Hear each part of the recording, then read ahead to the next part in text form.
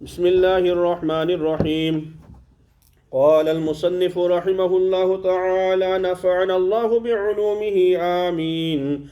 قال في شرح التحرير بعد قوله غير معتبر في كلام الشارع فقد نقل الشيخ جلال الدين الخبازي في حاشية الهداية عن شمس الأئمة الكردري أن تخصيص الشيء بالذكر لا يدل على نفي الحكم عما عداه في خطابات الشارع، فأما في متفاهم الناس وعرفهم وفي المعاملات والعقليات يدل وتداوله المتأخرون وعليه ما في خزانة الأكمل والخانية.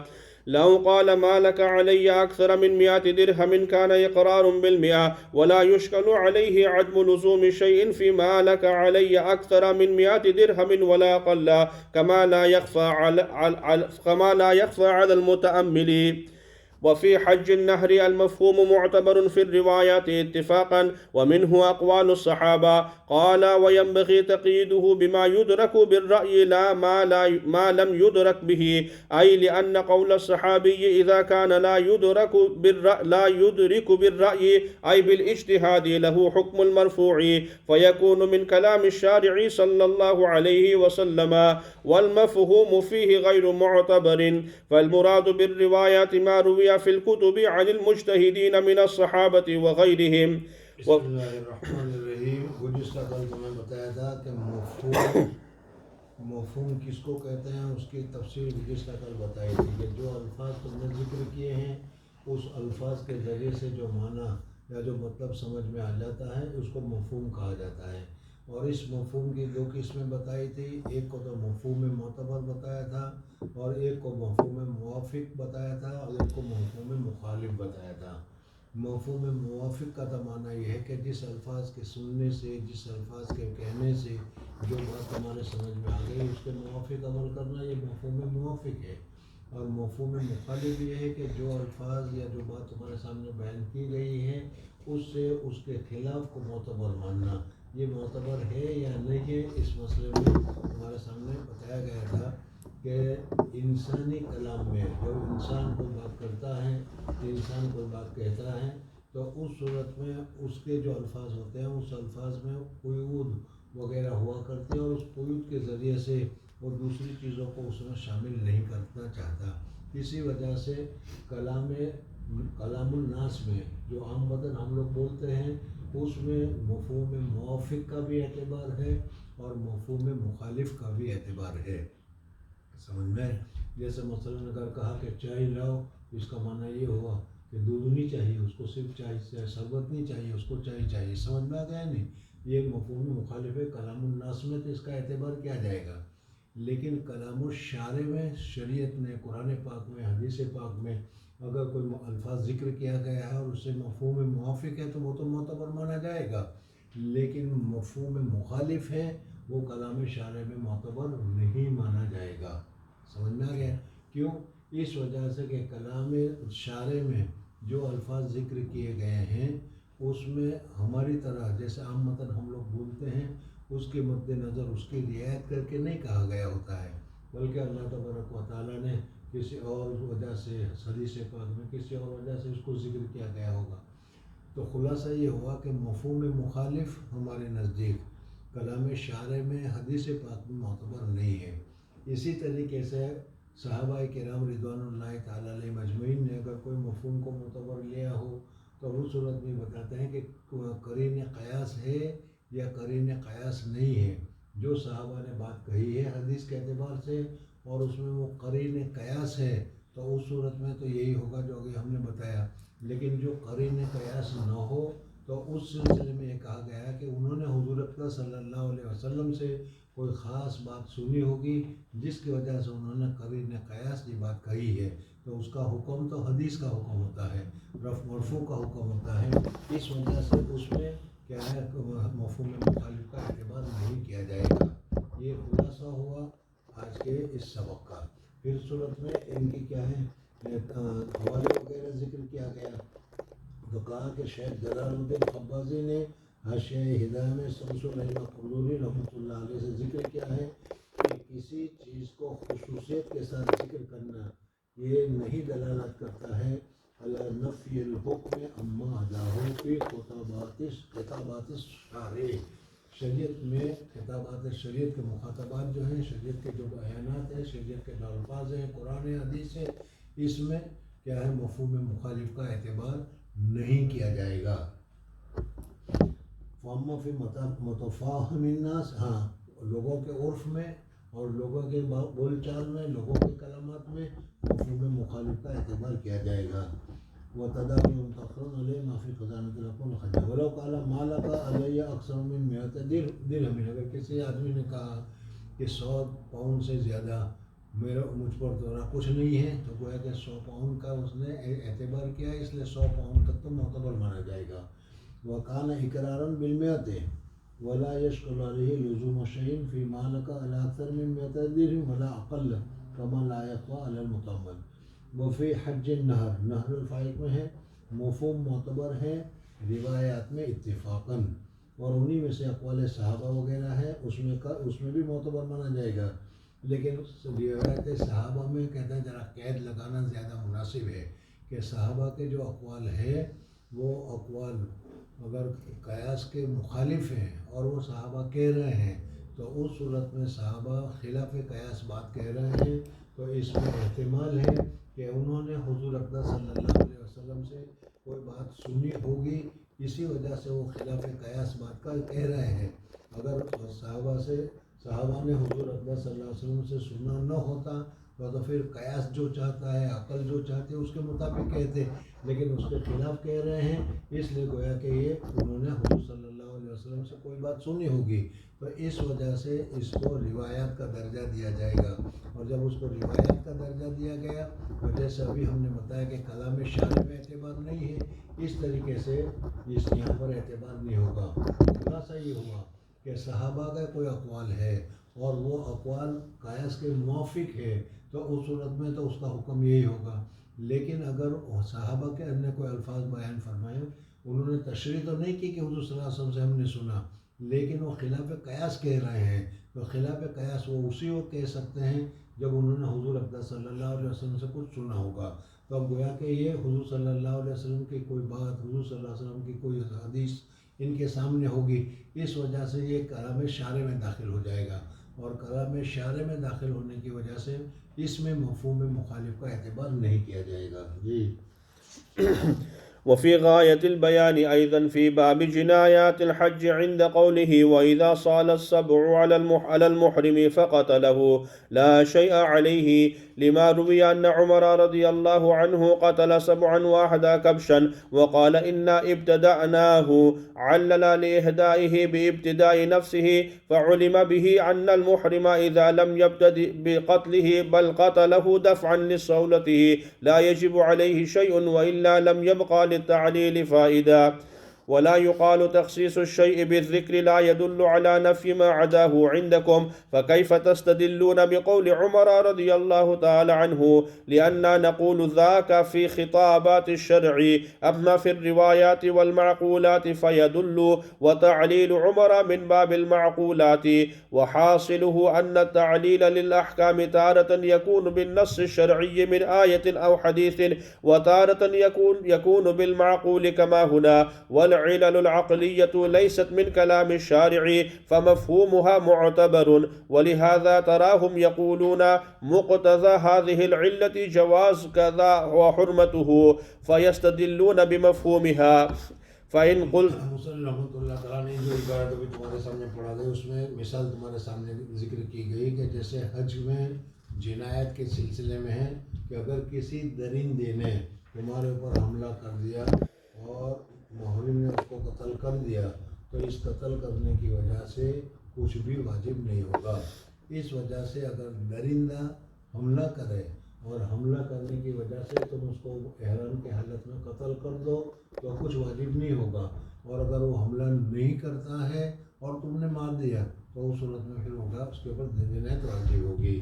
لا شیء لما رویا، کیوں کہ حضرت عمر رضی اللہ تعالیٰ عنہ نے ایک درندے کو قتل کیا اور وحدہ کبشن، اور ایک کبش کو، ایک مینڈے کو انہوں نے ہدی میں ذبح کیا، چونکہ اس نے حملہ نہیں کیا تھا اور حضرت عمر فاروق رضی اللہ تعالیٰ عنہ نے اس کو مار دیا، اس وجہ سے اس کا انہوں نے حدیث کی اور فرمایا انا ابتدا نہ ہو، ہم نے شروعات کی اس کو قتل کرنے میں، اگر یہ درندہ ابتدا کرتا ہمارے پر حملہ کرتا اور ہم اس کو اپنی جان بچانے کے لیے مار ڈالتے تو پھر اس صورت میں اس میں کوئی جنایت یا کوئی حدی وغیرہ دینا نہیں ہوتی۔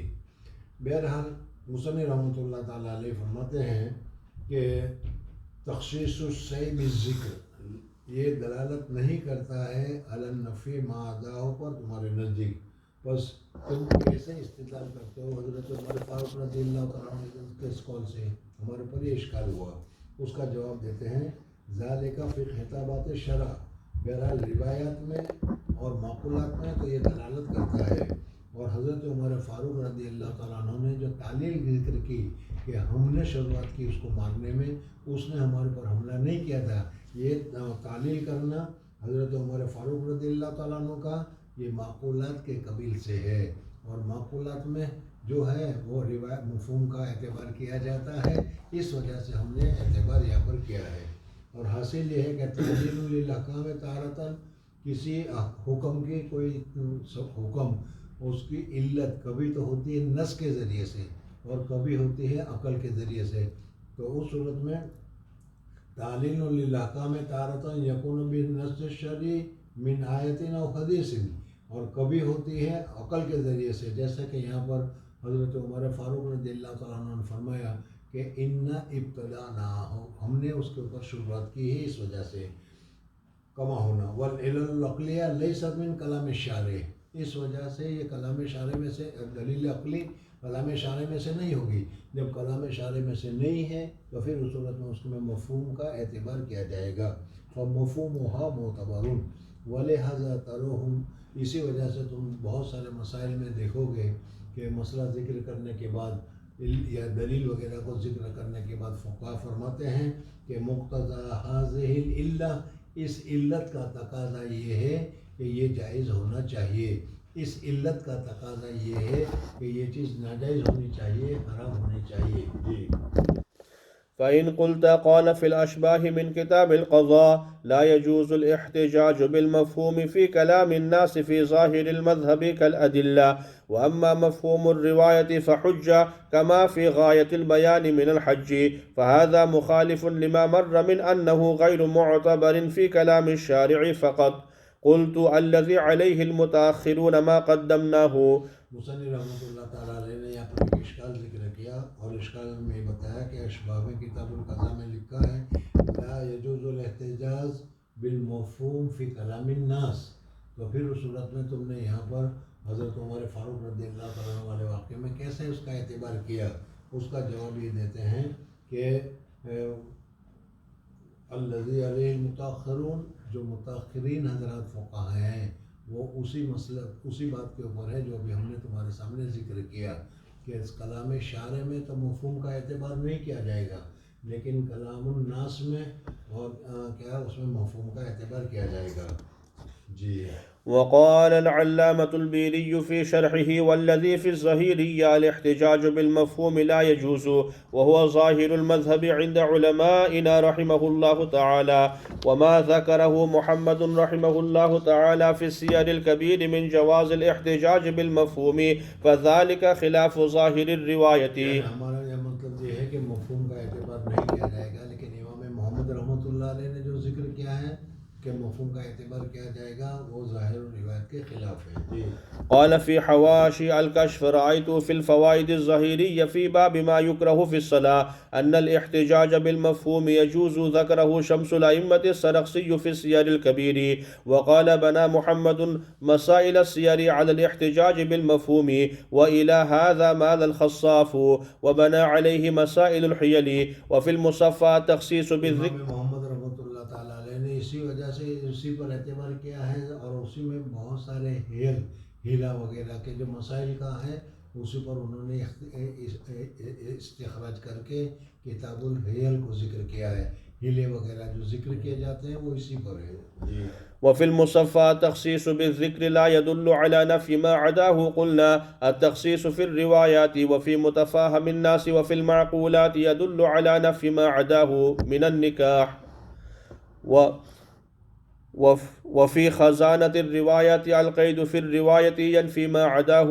ابھی جو بتایا کہ مفہوم کا اعتبار نہیں کیا جائے گا روایات میں، یہ روایت کا جو لفظ ہے اس روایت کا لفظ سے کیا مطلب ہے وہ بتا رہے ہیں جی. وفي السراجية أما في متفاهم الناس من الأخبارات فإن تخصيص الشيء بالذكر يدل على نفي ما عداه كذا ذكره السرخسي. أقول الظاهر أن العمل على ما في السير كما اختاره الخصاف في الحيل ولم نرى من خالفه والله تعالى أعلم. انتهى كلام البيري، أي إن العمل على جواز الاحتجاج بالمفهوم لكن لا مطلقا بل في غير كلام الشارع كما علمت مما قررناه، وإلا فالذي رأيته في السير الكبير جواز العمل به حتى في كلام الشارع، فإنه ذكر في باب آنية المشركين وذبائحهم مشرکین کے جو برتن ہیں اس مشرکین کے برتن کو استعمال کرنا جائز ہے یا نہیں ہے. تو کہا کہ مشرکین کے جو برتن ہیں اس میں کیا ہے ناپاک وغیرہ ہوتے ہیں، وہ پاکی کا اہتمام نہیں کرتے، کتے وغیرہ بھی منہ ڈالا کرتے ہیں اور اس کو پاک کرنے کا اہتمام نہیں کرتے، شراب وغیرہ ملی ہوئی ہوتی ہے اس میں اہتمام نہیں کرتے. اس وجہ سے اس میں کیا ہے احتیاط کرنا چاہیے. اور اسی طریقے سے ان کے ذبائح جو ہے اس ذبائح کو بھی استعمال کرنا جائز نہیں ہے جی. أن تزوج نساء النصارى من أهل الحرب لا يحرم، واستدل عليه بحديث علي رضي الله عنه أن رسول الله صلى الله عليه وسلم كتب إلى مجوس حجر يدعوهم إلى الإسلام فمن أسلم قبل معه منه. حضور اکرم صلی اللہ علیہ وسلم نے حجر کے مجوسیوں کے لیے لکھا کہ ان کو پہلے اسلام کی دعوت دو، اگر وہ اسلام کی دعوت لے آتے ہیں مسلمان ہو جاتے ہیں تو وہ ہمارے بھائی ہیں، ان کے اوپر بھی وہی سارے حقوق ہوں گے جو ہمارے ہیں، ان کا مال بھی محفوظ، ان کی جان بھی محفوظ. اور اگر وہ مسلمان نہیں ہوتے تو پھر اس صورت میں جی فمن اسلم قبل منه ومن لم يسلم ضربت عليه الجزية في. اگر اسلام نہیں لاتے تو ان کے اوپر پھر جزیہ مقرر کیا جائے گا کہ بھائی سال بھر میں تم کو اتنے پیسے دینے پڑیں گے اور ہمارے ماتحت ہو کر تم کو رہنا پڑے گا جی. عليه الجزية في أن لا يوكل له ذبيحة ولا ينكح منه امرأة. اور اس صورت میں پھر جب وہ جزیہ دے رہے ہیں یا جزیہ ان کے اوپر ہو جائے گا تو پھر اس صورت میں وہ غیر مسلم اپنے غیر اسلامی حالت پر وہ باقی رہیں گے، اور جب غیر اسلامی حالت پر کفر پر وہ باقی رہیں گے تو پھر ان کے ذبائح خانہ مسلمانوں کے لیے جائز نہیں ہے. اور ان کی بیویاں چونکہ وہ جزیہ دے رہے ہیں اس لیے باندھیا تو نہیں ہوگی، وہ کافرہ ہوگی، اور کافروں کو جزیہ دینے کی وجہ سے ہمارے امن میں آ جائے گی. اس وجہ سے ان کی عورتوں کے ساتھ نکاح کرنا وغیرہ بھی جائز نہیں ہوگا. قال شمس الأئمة السرخسي في شرحه فكأنه أي محمدا استدل بتخصيص رسول الله صلى الله عليه وسلم المجوس بذلك على أنه لا بأس بنكاح نساء أهل الكتاب فإنه بناها. رحمۃ اللہ علیہ فرماتے کہ دیکھو اس حدیث میں مجوس کا حکم بیان کیا گیا، اس وجہ سے مجوس ہی کے لیے یہ حکم ہوگا. مجوس کے علاوہ اگر دوسرے ہیں جیسے نصارہ وغیرہ، ان نصارہ وغیرہ کے لیے حکم نہیں ہوگا، ان کا ذبیحہ کھانا بھی جائز ہوگا. اور اس طریقے سے ان کی بیوی کے ساتھ اگر وہ نصرانیت پر باقی رہتی ہے اور نصرانیت پر باقی رہنے کی حالت میں اگر وہ نکاح کرتی ہے تو یہ نکاح کرنا جائز ہوگا.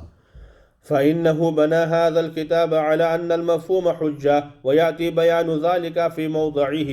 ثم قال بعد 4 أبواب في باب ما يجب من طاعة الوالي في قول محمد لو قال منادي الأمير من أراد العلف فليخرج تحت لواء فلان. حضرت امام محمد رحمۃ اللہ تعالیٰ علیہ نے یہ مسئلہ ذکر کیا کہ اگر کسی امیر نے اعلان کر دیا کہ جو چاہتا ہو کہ اس کو کچھ اعانت کی جائے، جو چاہتا ہو کہ اس کو مدد کی جائے، جو چاہتا ہو کہ اس کو یا اس کے جانور کے لیے کھانے وغیرہ کا انتظام کیا جائے، تو وہ فلانے امیر کے لیوا کے نیچے یعنی فلانے امیر کے پاس ان کے اقتداء میں یا ان کے تحت میں وہاں پر جمع ہو جائے جی.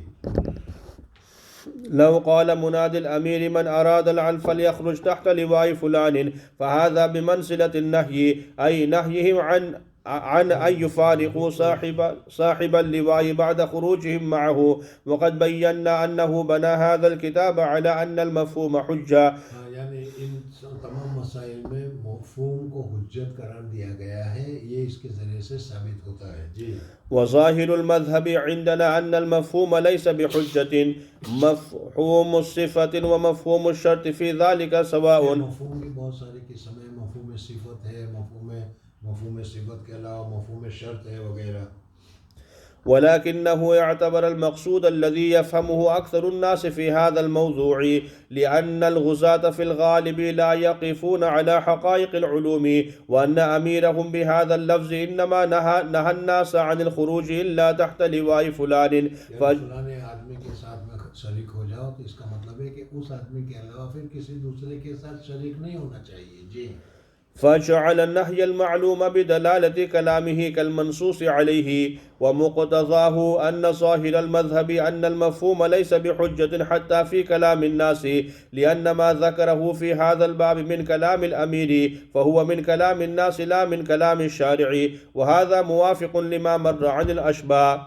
والظاهر أن القول بكونه حجة في كلامهم قول المتأخرين كما يعلم من عبارة شرح التحرير السابقة، ولعل مستندهم في ذلك ما نقلناه آنفا عن السير الكبير، فإنه من كتب ظاهر الرواية الستة، بل هو آخرها تصنيفا، فالعمل عليه كما قدمناه في النظم.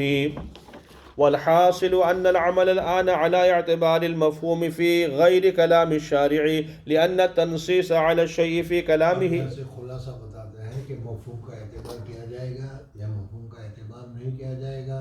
اس سے پہلے تمہیں جو اختلاف تھا وہ اختلاف کو ذکر کیا، اور اختلاف میں امام محمد رحمۃ اللہ تعالیٰ علیہ کیا فرماتے تھے، ظاہر روایت کیا ہے، اس کو ذکر کرنے کے بعد اب خلاصے کے طور پر بیان کرتے ہیں کہ کلام شارع میں بھی مفہوم کا اعتبار کیا جائے گا.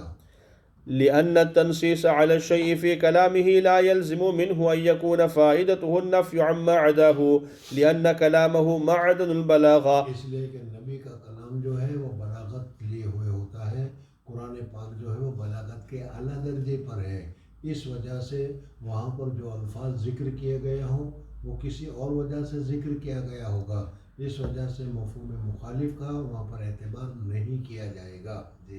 فقد يكون مراده غير ذلك كما في قوله تعالى وربائبكم اللاتي في حجوركم. عامتاً چونکہ وہ ان کے ساتھ ہوتی ہے، اس وجہ سے اگر کوئی ایسا عورت ہے کہ جس کو طلاق دی گئی ہے اور اس کی عورت کا جو بچی ہے وہ بڑی ہے، کسی دوسرے کے پرورش میں رہتی ہے، تو اب تم کہتے ہو کہ یہ تو فی حجورکم ہے، اور یہ لڑکی تو اس کے حجور میں نہیں ہے، اس کے گود میں نہیں ہے، بلکہ وہ باہر رہتی ہے. سمجھ میں آیا؟ تو وہ جائز ہونا چاہیے، حالانکہ وہ جائز نہیں ہے. جی. فإن فائدة التقييد بالحجور كون ذلك هو الغالب في الربائب. ربائب میں عامتاً غالب گمان یہی ہوتا ہے کہ چھوٹی بچیاں ان کے ساتھ میں ہوا کرتی ہے، اس لیے اس کو یہاں پر ذکر کیا گیا.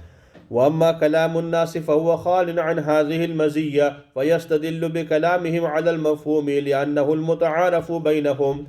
وقد صرح في شرح السير الكبير بأن الثابت بالعرف كالثابت بالنص، وهو قريب من قول الفقهاء المعروف كالمشروط.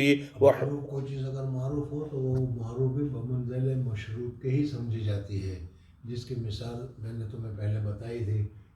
خود تو مثال یہ بیان کریں گے کہ اگر کسی جگہ پر کوئی مختلف پیسے چلتے ہوں، سمجھ میں آ گیا نہیں، اور اس صورت میں اس نے کہا کہ میں نے اس کو اتنے میں خریدا، اور وہ کون سے پیسے ہیں وہ نہیں کہا، سمجھ میں، بلکہ اتنے پیسے میں خریدا صرف یہ کہا، تو کہا کہ اس وقت میں دیکھو کہ بازار میں معروف کون سا چلن ہے، کون سا سکہ چلتا ہے.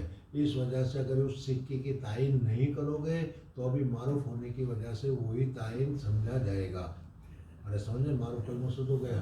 اور اس کی دوسری مثال میں نے پہلے تمہارے سامنے ذکر کی تھی کہ دیکھو قرآن پاک کے پڑھنے پر، قرآن پاک کی تلاوت پر پیسے لینا جائز نہیں ہے.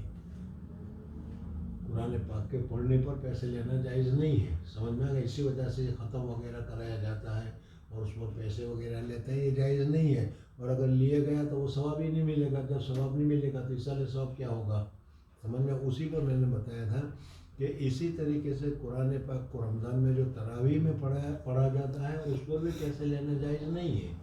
سمجھ میں آنے. اب اگر کوئی آدمی تم کہو کہ ہم نے تو پہلے پیسے طے کیے نہیں ہیں, ہم نے تو پیسے مانگے نہیں ہیں, یہ تو انہوں نے 27ویں کے دن لفافہ بن کر کے دے دیا, نہ ہم نے مانگا نہ ہم نے کچھ کہا, اس وجہ سے یہ تو کیا ہے لینا جائز ہونا چاہیے. تو اس کا جواب یہ ہے کہ دیکھو اس وقت معروف کیا ہے, ہر جگہ یہ معروف ہے کہ جو آدمی تراویح پڑھائے گا اس کو کچھ نہ کچھ جماعت کی طرف سے دیا جائے گا, مصلیوں کی طرف سے دیا جائے گا. تو یہ لوگوں کے دلوں میں ہے, لوگوں میں معروف ہے, مشہور ہے. تو اس معروف ہونے کی وجہ سے اس کو تذکرہ کرنے کی ضرورت نہیں ہے. بغیر تذکرے بھی اگر مل گیا تو وہ کیا ہے بمنزل مشروط کے ہی ہوگا, اس وجہ سے بھی اس کو لینا جائز نہیں ہوگا. سمجھ میں. تو جو چیز معروف ہے اس معروف کو مشروط کی طرح سمجھا جائے گا, اور یہ سمجھا جائے گا کہ تم نے پہلے سے شرط کی ہے, اور جیسے پہلے سے شرط کرنے پر کیا ہے پیسے لینا جائز نہیں ہے, اس طریقے سے یہاں پر بھی جائز نہیں ہوگا. جی. وهو قريب من قول الفقهاء المعروف كالمشروط وحينئذ فما ثبت بالعرف فكأن قائله نص عليه فيعمل به. وكذا يقال في مفهوم الروايات فإن العلماء جرت عادتهم في كتبهم على أنهم يذكرون القيود والشروط ونحوها تنبيها على إخراج رحمۃ اللہ علیہ جو قیود وغیرہ لگاتے ہیں یا تم فتویٰ لکھتے ہو اس فتوے میں جو قیود اور شروط وغیرہ لگاتے ہو تو اس کا مطلب کیا ہوتا ہے کہ جو ان قیود کے خلاف ہو, جو ان شروط کے خلاف ہو, اس کے لیے حکم یہ نہیں ہے ہم نے یہ قید لگائی ہے, ہم نے شرط لگائی ہے, اس کا یہ حکم ہے. جی. تنبيها على إخراج ما ليس فيه ذلك القيد ونحوه, وأن حكمه مخالف لحكم المنطوق, وهذا مما شاع وذاع بينهم بلا نكير, ولذا لم يرى من صرح بخلافه. نعم ذلك أغلبي كما عزاه القهستاني في شرح النقايا إلى حدود النهاية. ومن غير الغالب قول الهداية وسنن الطهارة غسل اليدين قبل إدخالهما الإناء. ہاتھوں کو پانی میں ڈالنے سے پہلے, ہاتھوں کو وضو کرنے کے لیے پانی میں ہاتھ کو ڈالنے سے پہلے ہاتھ کو دھو لینا چاہیے. جی. اذا استيقظ المتوضئ من نومه, جب اپنی نیند سے اٹھے تو اس کا معنی یہ نہیں کہ نیند سے اٹھے تو ہی ہاتھ دھونا ہوگا, بلکہ دوسرے اوقات میں بھی اگر تم وضو کر رہے ہو تو پہلے ہاتھ کو دھونا مسنون ہوگا. جی. فإن التقييد بالاستيقاظ اتفاقي وقع تبركا بلفظ الحديث, فإن السنة تشمل المستيقظ وغيره عند الأكثرين, وقيل إنه احترازي لإخراج غير المستيقظ, وإليه مال شمس الأئمة الكردري.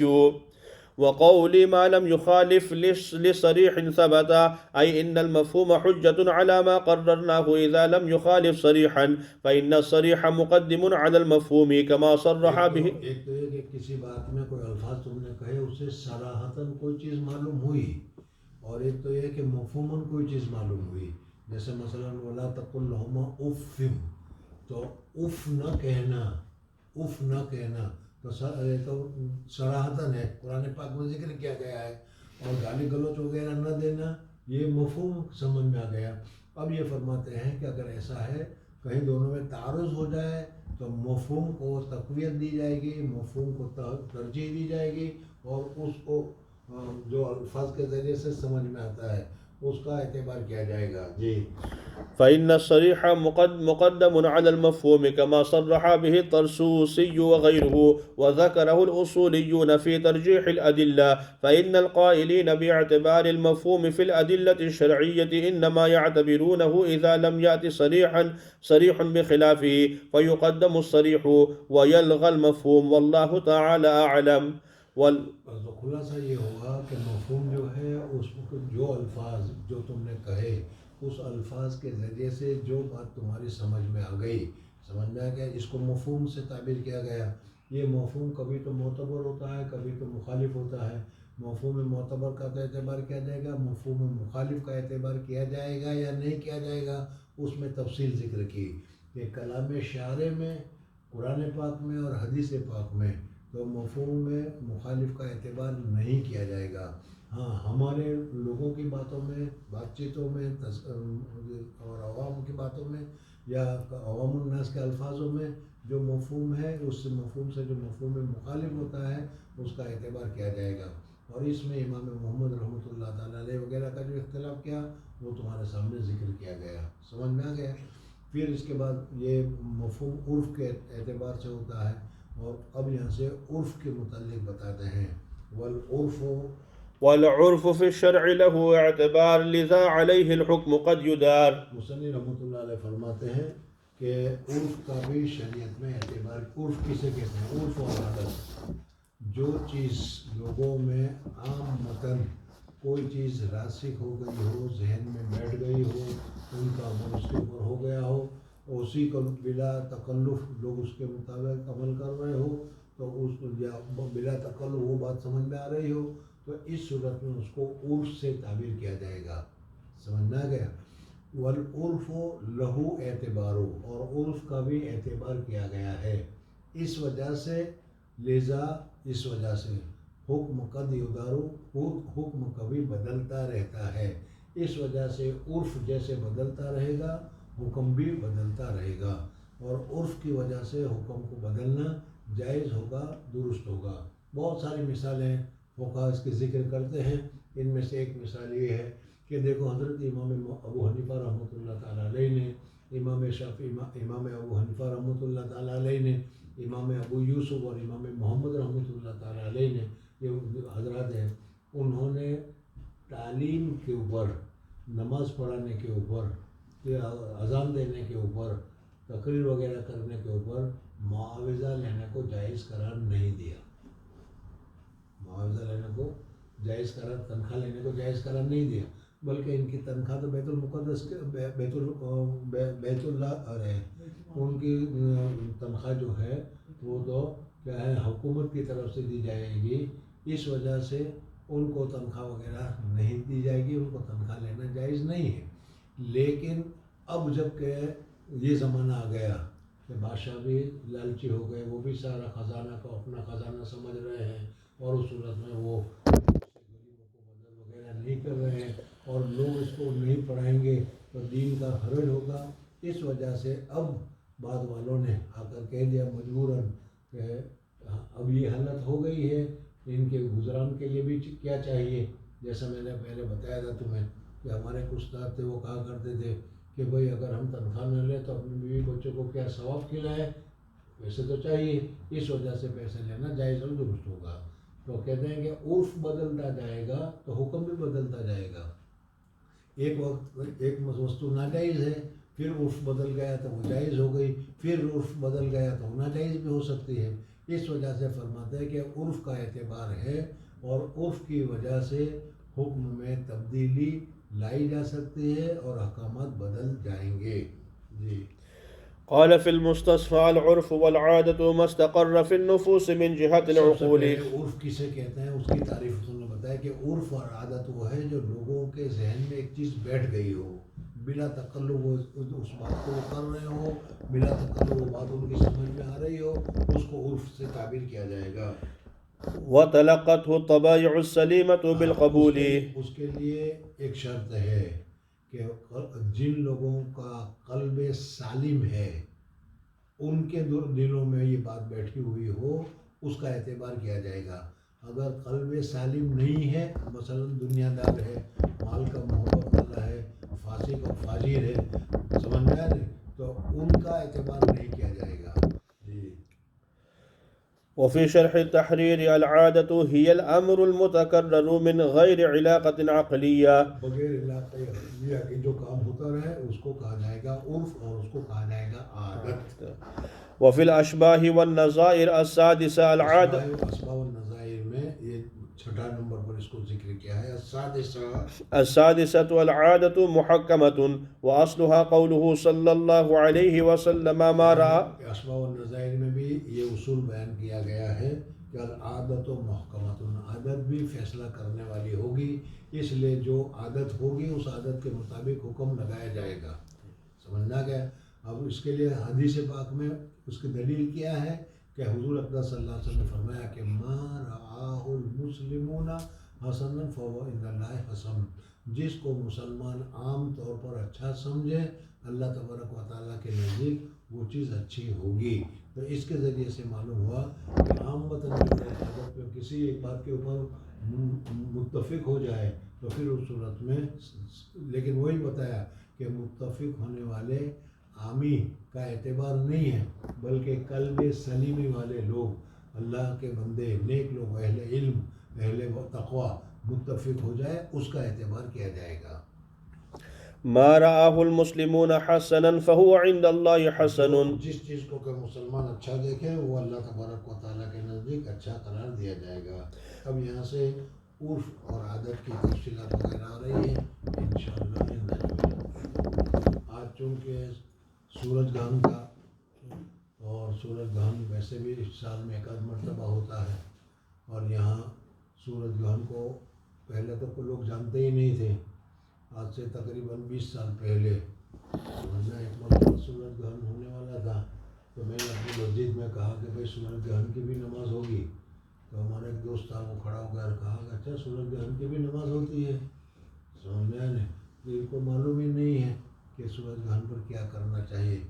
سورج گرہن ہو یا چاند گرہن ہو، ابھی اخباروں میں تم دیکھو گے تو ہنود کی طرف سے، کافرین کی طرف سے بہت کچھ لکھا جا رہا ہے کہ اس سورج گرہن کی وجہ سے یہ نقصان ہوگا، عورت کو، حاملہ عورت کو یہ نہیں کرنا چاہیے، یہ نہیں کھانا چاہیے، یہ نہیں پینا چاہیے، اس قسم کی چیزیں بہت آتی ہے. پھر اس کے بعد کہتے ہیں فلانے آدمیوں کو جس کا یہ کیا ایسا ہو ان کو یہ نقصان ہوگا، ان کو یہ فائدہ ہوگا وغیرہ. لیکن حدیث پاک میں حضور اقدس صلی اللہ علیہ وسلم نے فرمایا ہے، حضور صلی اللہ علیہ وسلم کے زمانے میں بھی لوگ گرہن کے متعلق لوگوں کے دلوں میں مختلف باتیں تھیں.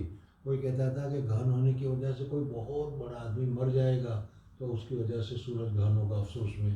بعض کہتے ہیں کہ نہیں، کوئی بڑا آدمی پیدا ہونے والا ہوگا اس وقت ہوگا. سمجھ میں. اور اتفاق بھی دیکھو کہ جس دن حضور صلی اللہ علیہ وسلم کے زمانے میں سورج گرہن ہوا، اسی دن حضور صلی اللہ علیہ وسلم کے صاحبزادے کا انتقال ہو گیا. سمجھ میں نہیں. تو عام متن جس کو ہم کہتے ہیں کہ کوے کا بیٹھنا اور شاخ کا گرنا، اس طریقے سے یہ ہو جاتا ہے. حالانکہ کوے کے بیٹھنے کی وجہ سے شاخ نہیں گری، شاخ کو گرنا تھا، اتفاق سے اس وقت کوا بیٹھ گیا. تو اسی طریقے سے حضرت ابراہیم کا انتقال ہونا تھا، اسی دن سورج گرہن بھی ہو گیا.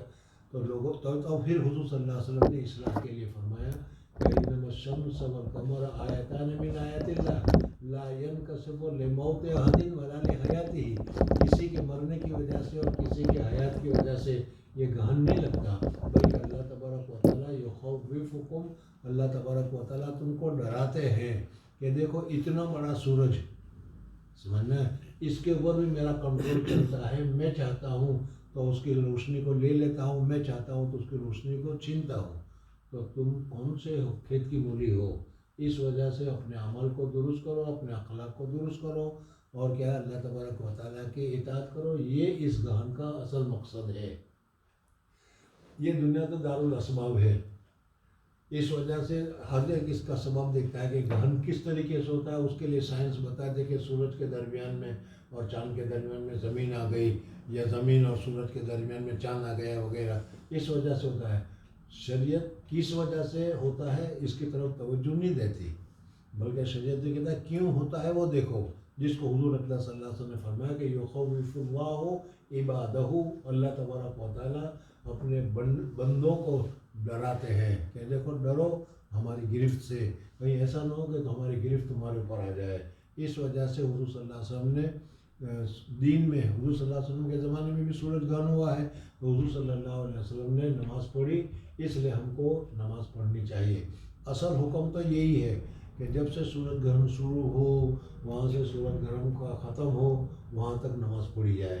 سمجھ میں. لیکن چونکہ ہماری ضعف، ہماری کمزوری، ہماری سستی ہمارے سامنے ہے، اس وجہ سے میری رائے یہ ہے کہ لا یدرک کلہ لا یترک کلہ، پورا کا پورا حاصل نہ کیا جائے تو پورا کا پورا چھوڑا بھی نہ جائے. مختصر سے 2 رکعت پڑھ لو اور دعا کر لو. چنانچہ ہم نے دعا کر لی، اور یہ سارا وقت جو ہے ابھی 12 بجے تک تھا، اب وہ 12 بجے کا وقت ختم ہو گیا، سورج گرہن بھی ختم ہو گیا. اب کیا ہے، اپنے کاموں میں لگنا چاہے تو لگ سکتے ہیں. اور اس کے متعلق موجودہ زمانے میں جوتشیوں کی طرف سے یا کیا ہے دوسرے سادھوؤں کی طرف سے بتایا جاتا ہے کہ یہ نہ کرو، یہ نہ کرو، یہ نہ کرو، یہ سب نہیں ہے. ہاں صدقہ کرنا چاہیے، نماز پڑھنی چاہیے، دعا کرنی چاہیے. اللہ تبارک و تعالیٰ ہمارے اس کام کو قبول فرمائے اور ہمارے لیے ذخیرہ آخرت بنائے. وآخر دعوانا الحمد للہ رب العالمین.